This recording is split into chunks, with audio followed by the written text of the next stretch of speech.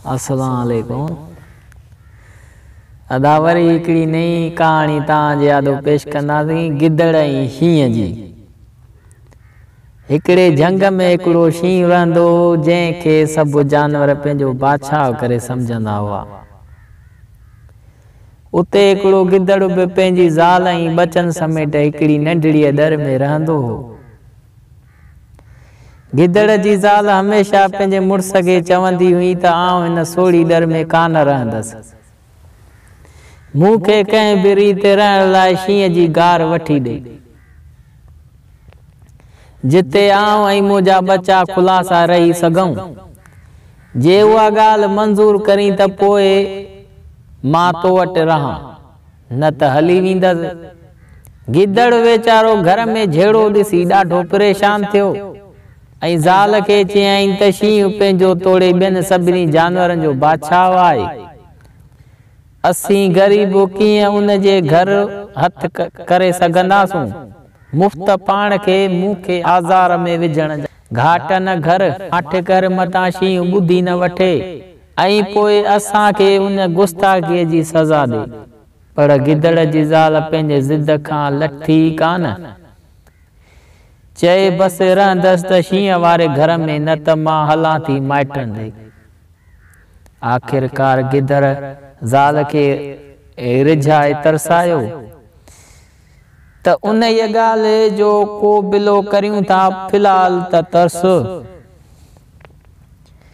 हिकिड़े ॾींहुं उहो शींहुं कंहिं कम सबबु 3-4 ॾींहंनि लाइ ॿाहिरि वियो ऐं पोयां गिदड़ जी ज़ाल पंहिंजनि बचनि ऐं मुड़स खे ज़ोरीअ वठी शींहं जे दर में अची रही।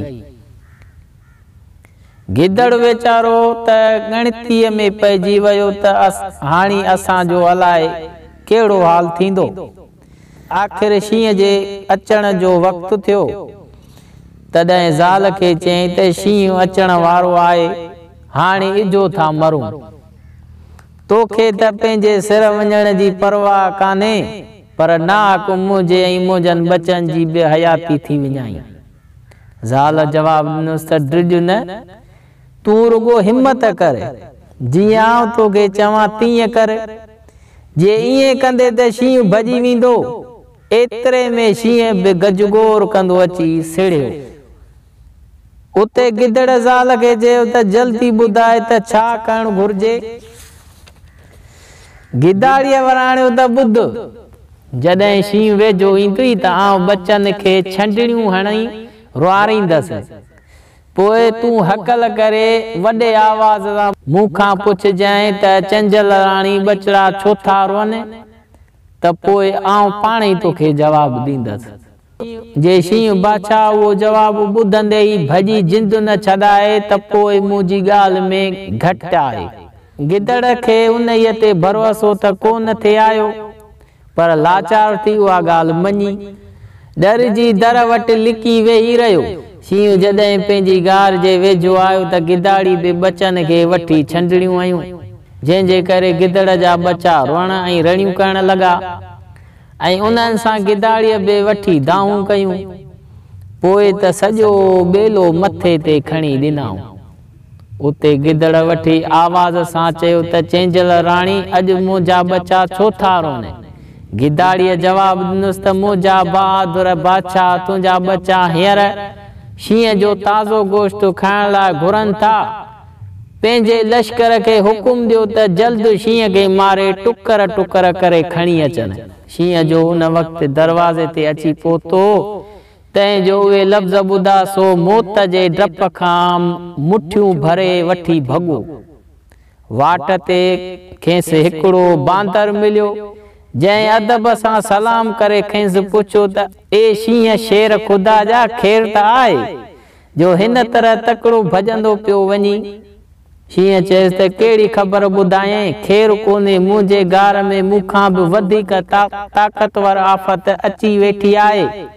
आउं उन खां डिॼी वेठी भॻो आहियां। जेकॾहिं का अटकल करी को बचाव ॻोल्हे कढी त वॾी महिरबानी। बांदर चयसि त साईं, मुंहिंजी जान ऐं ॿार बच्चा बि अव्हां तां कुर्बान, पर ॿुधायो त ॻाल्हि कहिड़ी आहे? शींहं चयसि त आउं कुझु ॾींहं ॿाहिरि वियो हुयुसि त पुठियां मुंहिंजी गार ते चेंचल राणी ऐं बहादुर बादशाह कब्ज़ो करे वेठा आहिनि ऐं उन्हनि जा बचा वरी मुंहिंजो गोश्त पिया घुरनि, तंहिं करे वठी भॻो आहियां।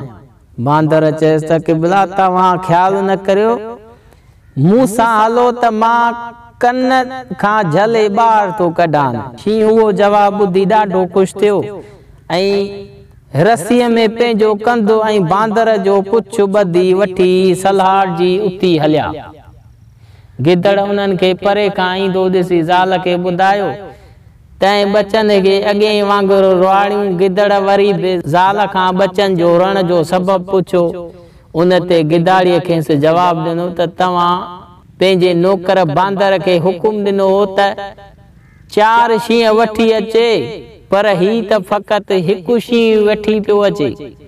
बचड़ा चवनि था त असीं 4 आहियूं ऐं असांखे हिकु हिकु शींहुं जुदा खपे। शींहं उहे लफ़्ज़ ॿुधी सम्झी वियो त ही बांदर हिननि जो नौकर आहे ऐं मूंखे ठॻीअ सां हिते मारण लाइ वठी आयो आहे।